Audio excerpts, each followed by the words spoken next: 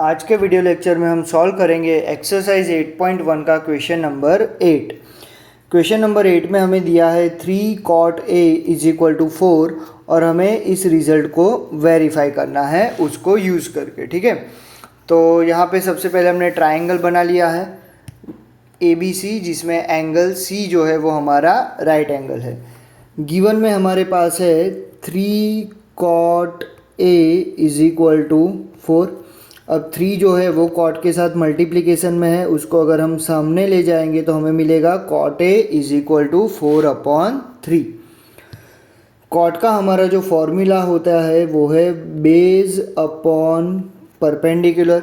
So according to angle A, हमारा जो angle A का एडजेसेंट साइड है यानी AC, वो हमारा क्या हो जाएगा बेस, और एंगल A का जो अपोजिट साइड है यानी कि BC, वो हमारा क्या हो जाएगा परपेंडिकुलर।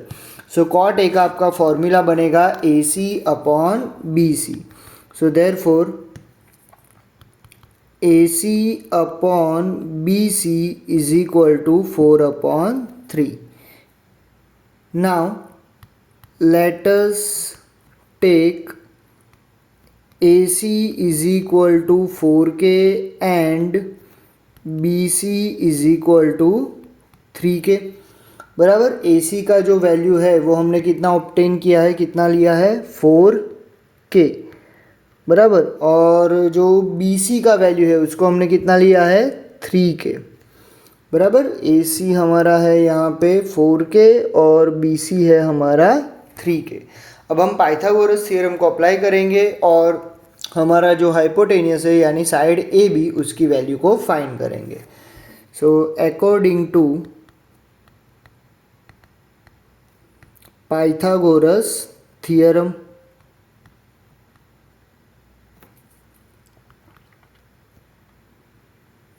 पाइथागोरस थ्योरम का हमारा फॉर्मूला यहाँ पे क्या बन रहा है, AB² is equal to AC² plus BC², and therefore AB² is equal to, हमने यहाँ पे ऑलरेडी AC और BC की वैल्यू को ऑब्टेन करके रखा है, उन दोनों की वैल्यू को हम यहाँ पे पाइथागोरस थ्योरम के फॉर्मूला में सब्स्टिट्यूट कर लेंगे। तो AC² हमारा हो जाएगा 4K² और BC² हमारा हो जाएगा 3K², and therefore AB² is equal to 16K² plus 9K², and therefore AB² is equal to 25K²। अब हम साइड AB की वैल्यू निकालने के लिए दोनों ही तरफ left hand side and right hand side क्या करेंगे, स्क्वायर रूट करेंगे। तो हमें AB का वैल्यू कितना मिल जाएगा 5K। तो हमारा जो ट्राइंगल का थर्ड साइड था AB, उसका वैल्यू हमें कितना मिला है 5K। अब हमारे पास ट्राइंगल की तीनों साइड के मेज़र आ गए, तो हम अपने रिज़ल्ट को अब वेरीफाई करेंगे। लेकिन सबसे पहले हम देखें तो रिज़ल्ट में हमारे पास कौन कौन से रेशियोज़ है, तो tan A है, cos A है और sin A है। तो सबसे पहले हम tan A, cos A और sin A तीनों रेशियो की यहाँ पे वैल्यू जो है वो फाइंड कर लेते हैं। ठीक है, चलो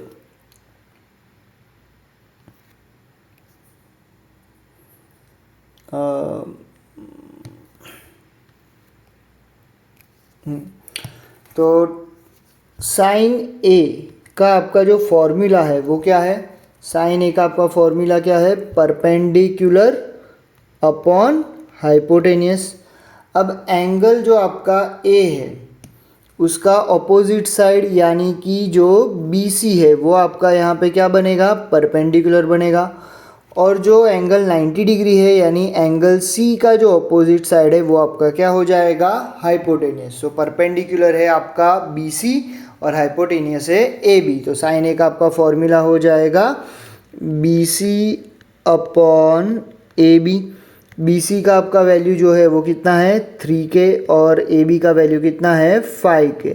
न्यूमरेटर और डिनोमिनेटर दोनों में से ही हम K को कैंसिल आउट कर लेंगे, तो हमें यहाँ पे मिल जाएगा साइन A का वैल्यू 3/5। दूसरा हमें कौन सा रेशियो चाहिए, cos A। cos A का फॉर्मूला क्या होता है, बेस अपॉन हाइपोटेनियस बराबर। सो एंगल A का जो एडजेसेंट साइड है यानी कि AC, वो आपका क्या हो जाएगा, बेस हो जाएगा। हाइपोटेनियस हमें ऑलरेडी देखा था हमने साइन की वैल्यू फाइंड करने के टाइम, हाइपोटेनियस यानी एंगल सी 90 डिग्री का ऑपोजिट यानी कि ए बी है, बराबर। तो कॉस ए का फॉर्मूला आपका बन जाएगा ए सी अपॉन ए बी।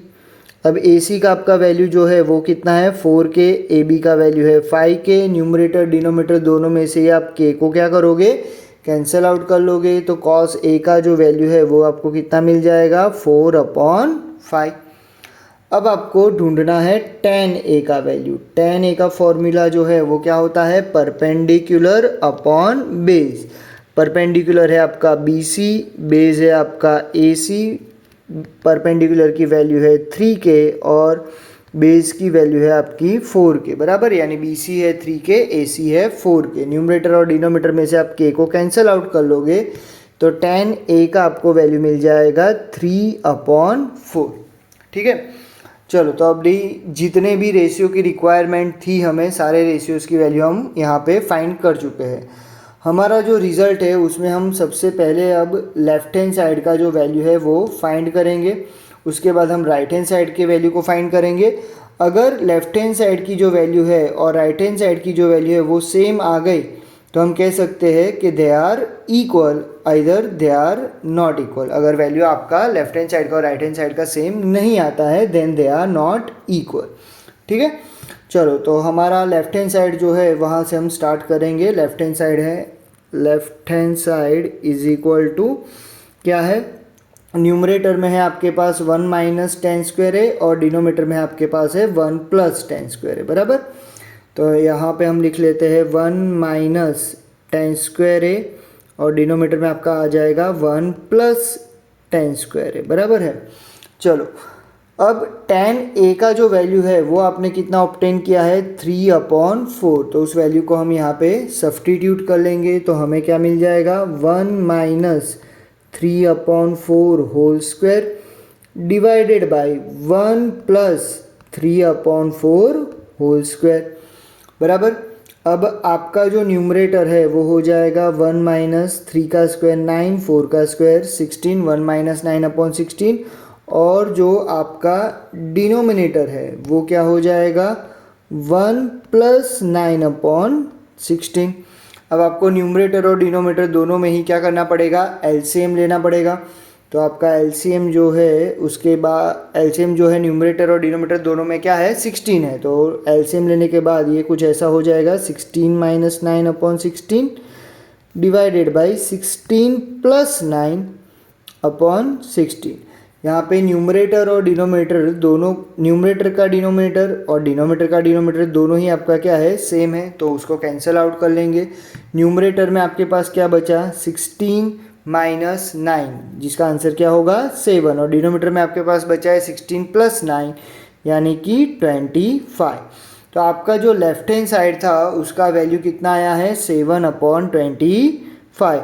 अभी हम राइट हैंड साइड को सॉल्व करेंगे और अगर उसका भी वैल्यू 7/25 आया तो हम कह सकते हैं दीज रिजल्ट्स आर इक्वल, यानी कि left hand side is equal to right hand side. चलो तो अब हम राइट हैंड साइड की वैल्यू फाइंड करते हैं। राइट हैंड साइड में हमें क्या दिया गया है, राइट हैंड साइड में हमारे पास है cos² a minus sin² a। तो यहाँ पे हम सबसे पहले राइट हैंड साइड लिख लेते हैं cos² a minus sin² a, बराबर है। चलो cos a का वैल्यू आपका कितना है यहाँ पे 4/5 और sin का वैल्यू कितना है sin a का 3/5। तो दोनों ही वैल्यू हम यहाँ पे सब्सटीट्यूट कर लेंगे तो ये हो जाएगा 4/5 whole square minus 3/5 whole square. तो ये हो गया आपका 16/25 माइनस 9/25। अब दोनों ही टर्म का डिनोमिनेटर सेम है तो हमें एलसीएम नहीं लेना पड़ेगा, हम न्यूमरेटर को डायरेक्टली सब्ट्रैक्ट कर सकते हैं। 16 - 9/25 तो ये हो जाएगा 7/25। तो यहाँ पे आप देख सकते हो कि आपका जो लेफ्ट हैंड साइड है और राइट हैंड साइड है दोनों का ही आंसर क्या आया है सेम आया है। तो आप यहाँ पे लिख सकते हो therefore 1 - tan² a upon 1 + tan² a is equal to cos² a minus sin² a। Hope आपको क्वेश्चन समझ में आ गया होगा। अगर क्वेश्चन से रिलेटेड कोई भी डाउट है तो आप मुझे कमेंट सेक्शन में बता सकते हो।